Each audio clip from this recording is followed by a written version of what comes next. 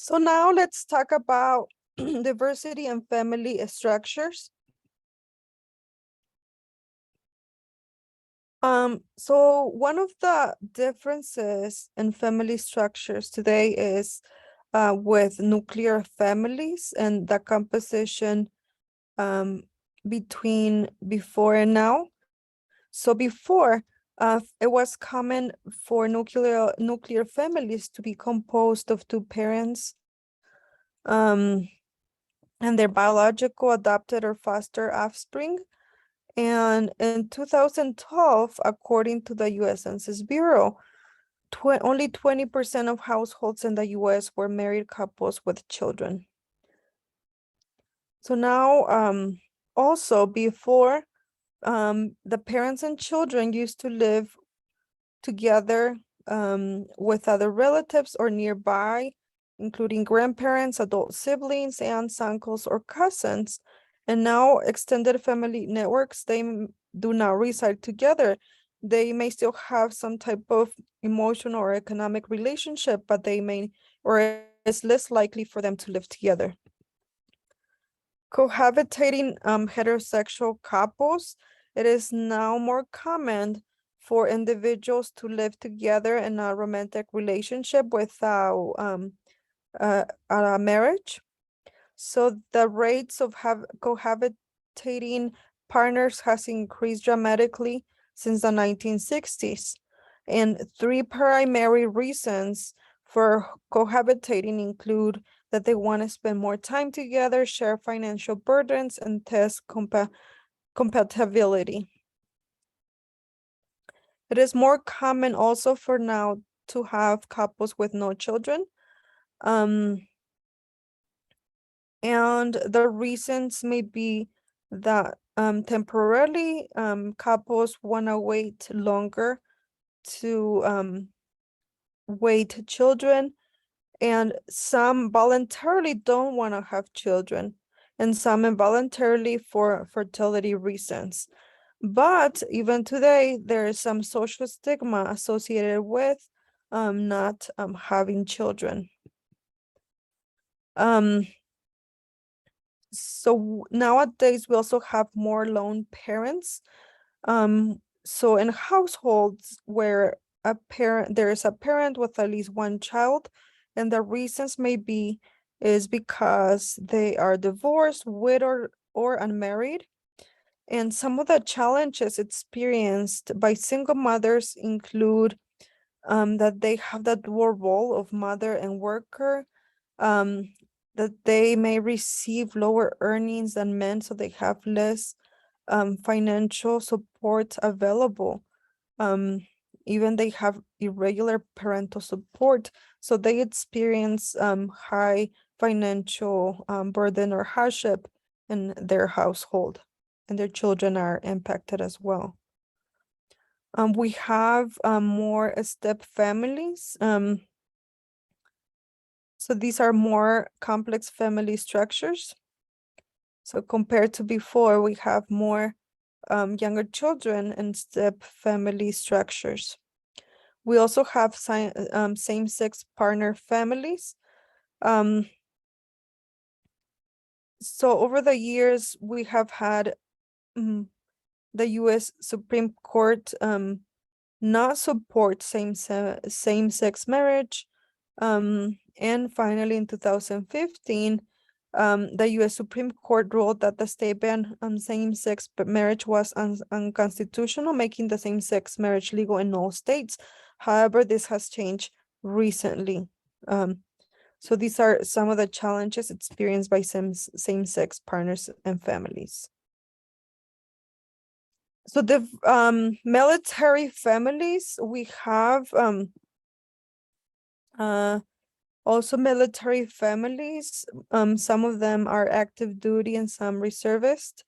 Both have reported that they experience loneliness, loss of emotional support, role overload, and worry about the safety and well-being of the deployed spouse.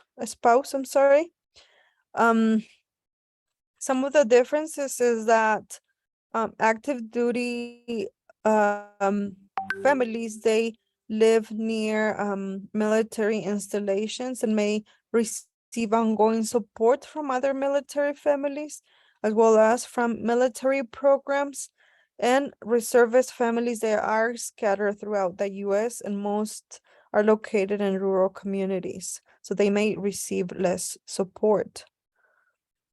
Also, as we think about economic diversity, we can ask the question, or should ask the question, what impact do economic resources have on family life? So the family economic stress model tells us that economic hardship leads to economic pressure, which then impacts parental stress, which may lead to disrupted family relationship, which can lead to child and adolescent adjustment problems. The family investment model says that family with greater economic resources can afford to make larger investment in the development of their children. So we also need to think about cultural diversity and how across cultural groups, families may differ in how they define family. They may include extended family in their definition. They may still live with different family or extended family for various reasons. How they organize family life, their customs, traditions, and communication patterns.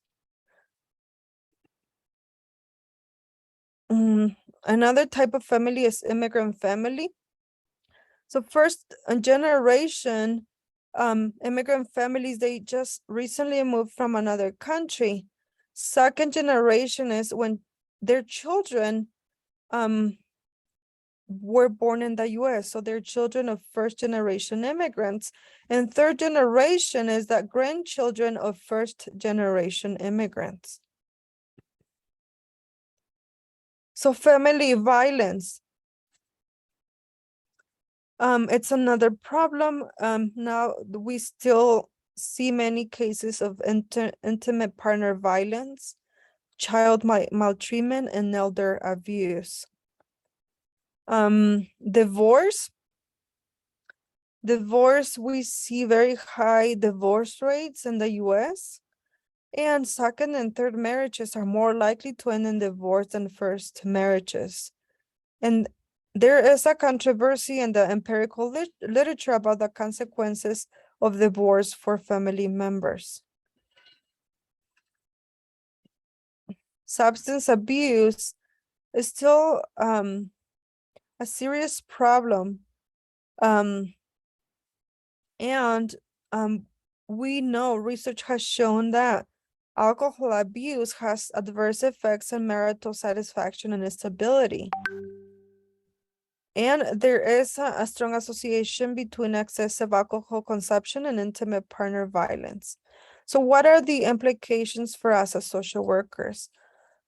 One, we need to assess families from different theoretical perspectives.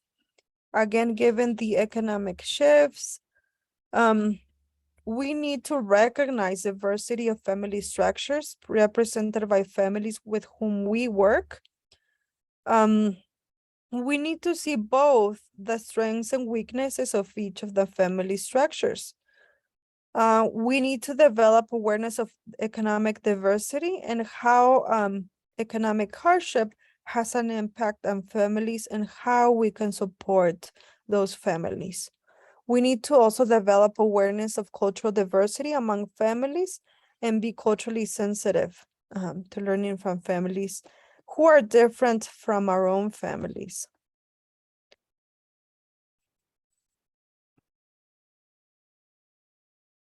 We also need to understand the policies and the changes that happen across the state and national levels, and understand how those policies impact families that we work with, especially those families who are lower income and their stressed families that are impacted by different socioeconomic situations.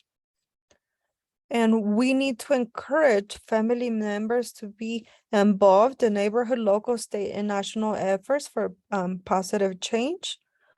And as appropriate, we need to work towards becoming involved in policy and advocacy work on behalf of families, including development of needed programs and services.